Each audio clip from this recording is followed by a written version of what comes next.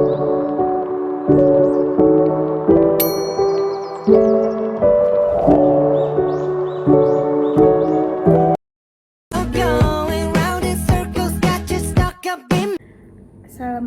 warahmatullahi wabarakatuh. Halo semuanya, kami dari kelompok 10 ingin menjelaskan tentang model transportasi. Perkenalkan, saya Dira Hartanti. Saya Fitria Tamimi dari kelas F Akuntansi angkatan 2022. Baik, di sini saya akan menjelaskan pengertian dari model transportasi. Model transportasi merupakan salah satu kasus khusus dari persoalan program linear. Model transportasi pada dasarnya merupakan sebuah program linear yang dapat dipecahkan oleh metode simplek yang biasa, tetapi strukturnya yang khusus memungkinkan pembangunan sebuah prosedur pemecahan yang disebut teknik transportasi yang lebih efisien dalam perhitungan. Selanjutnya saya akan menjelaskan tentang definisi model transportasi. Persoalan transportasi membahas masalah pendistribusian suatu komoditas atau produk dari sejumlah sumber kepada sejumlah tujuan dengan tujuan menimbulkan ongkos pengangkutan yang terjadi pada data dalam model mencakup 1. Tingkat penawaran di setiap sumber, jumlah permintaan di setiap tujuan. 2. Biaya transportasi per unit barang dari setiap sumber ke setiap tujuan. Ada juga tujuan dari model transportasi. Yang pertama, suatu proses pengaturan distribusi barang dari tempat yang memiliki atau menghasilkan barang tersebut dengan kapasitas tertentu ke tempat yang membutuhkan barang tersebut dengan jumlah kebutuhan tertentu agar biaya distribusi dapat ditekan seminimal mungkin.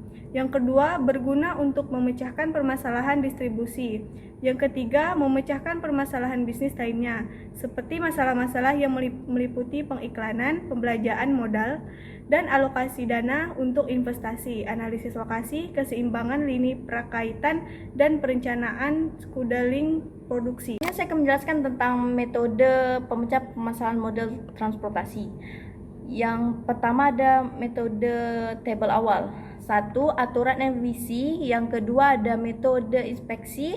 Yang ketiga ada metode FAM. Yang kedua itu di ada tabel awal tadi opinium. ada metode Tabel emisi. opinium ada Metode dua. emisi Satu merupakan metode stepping metode stone. untuk menyusun Yang tabel kedua awal ada dengan metode cara Modi. mengalokasikan distribusi barang mulai dari sel yang terletak pada sudut paling kiri atas. Dan ada juga contoh soal. Yang pertama, suatu perusahaan mempunyai 3 pabrik produksi dan 5 gudang penyimpanan hasil produksi. Jumlah barang yang diangkut tentunya tidak melebihi produksi yang ada, sedangkan jumlah barang yang disimpan di gudang harus ditentukan jumlah minimumnya agar gudang tidak kosong. Nah, sebelumnya ada aturan cara penyelesaiannya. Yang pertama, pengisian sel atau kotak dimulai dari ujung kiri atas. 2. Alokasi jumlah maksimum atau terbesar sesuai syarat sehingga layak untuk memenuhi permintaan. Yang ketiga, bergerak ke kotak sebelah kanan bila masih terdapat suplai yang cukup. Kalau tidak, bergerak ke kotak di bawahnya sesuai demand, bergerak terus hingga suplai habis dan demand terpenuhi. Selanjutnya ada prosedur penyelesaian. Isikan kolom mulai kolom di kiri atas atau northwest dengan mempertimbangkan batasan persediaan dan permintaannya. Selanjutnya, isikan pada kolom di sebelah kanannya hingga semua permintaan terpenuhi. Nah, di sini sudah terdapat biaya totalnya, yaitu 50 dikali 400 ditambah 80 dikali 400 ditambah 70 dikali 500 ditambah 60 dikali 100 ditambah 60 dikali 300 ditambah 40 dikali 800 dan hasilnya adalah 1.430.000. Yang kedua, metode infeksi. Metode infeksi merupakan metode untuk menyusun tabel awal dengan cara pengalokasian distribusi barang dari sumber ke tujuan mulai dari sel yang memiliki biaya distribusi tersebut. Aturan penyelesaiannya. 1. Pilih sel biayanya terkecil. Yang kedua, disesuaikan dengan permintaan dan kapasitasnya. Yang ketiga, pilih sel yang biayanya 1 tingkat lebih besar dari sel pertama yang dipilih. Yang keempat, disesuaikan kembali dan cari total biayanya. Nah, di sini sudah dapat biaya totalnya. Sama dengan 800 dikali 30 ditambah 400 dikali 40 ditambah 400 kali 40 ditambah 60 dikali 200 ditambah 60 dikali 500 ditambah 60 dikali 200 sama dengan 1.100.000 rupiah. Yang ketiga, metode FAM. Metode FAM lebih sederhana penggunaannya karena tidak memerlukan close path atau jalur tutup. Yang kedua, metode FAM dilakukan dengan cara mencari selisih biaya terkecil dengan biaya terkecil berikutnya untuk setiap kolom maupun baris.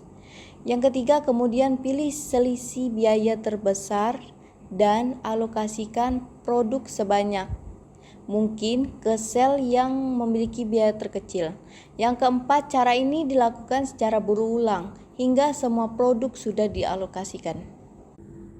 Ada beberapa cara untuk memecahkan metode FAM atau cara menghitungnya.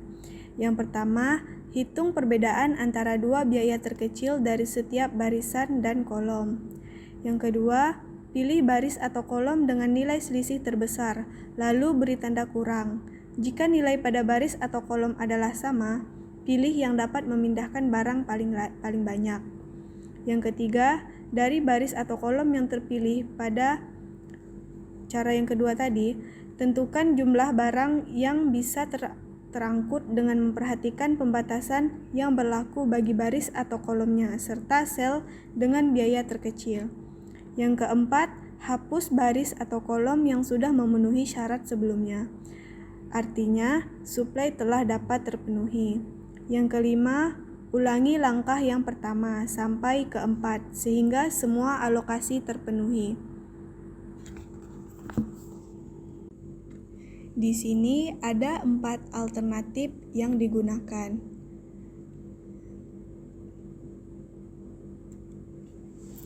Jadi, biaya total dari metode FAM tersebut yaitu 400 dikali 40 ditambah 800 dikali 30 ditambah 400 dikali 40 ditambah 500 dikali 60 ditambah 200 dikali 60 ditambah 200 dikali 60.